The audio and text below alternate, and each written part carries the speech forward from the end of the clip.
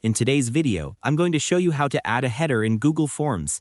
Whether you're creating a survey for work, school, or just a fun project, or you simply want to make your form look more professional and visually appealing, this simple step-by-step guide will walk you through everything you need to know. First, open your Google Forms and go to the form where you want to add a header.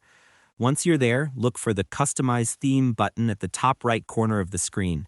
Make sure to follow along carefully so you don't miss any details. Next, scroll down in the theme customization panel until you find the header section.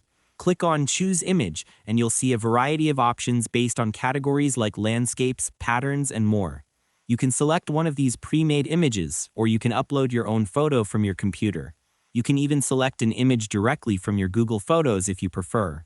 Follow the on-screen instructions as they appear. They're really user-friendly, so there's nothing too technical to worry about. To make the process smoother, here are a few quick tips. Make sure your header image is high quality and fits well within the form layout.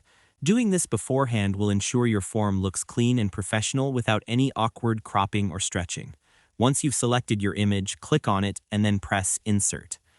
You'll see the image load, and the header will be applied to your form instantly. After the header has been added, simply close the customization panel to see your form with the new header in place.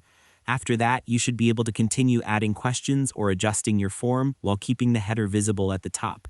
It's also a good idea to preview your form to make sure everything looks exactly the way you want it. Taking this extra step ensures your form is visually appealing and ready for responses. And that's all there is to it. By following these simple steps, you'll be able to add a header in Google Forms quickly and efficiently. Thanks for watching, and I hope you found this tutorial helpful. If this helped you out, feel free to share it with others who might be customizing their forms. Why not make someone's form look amazing today?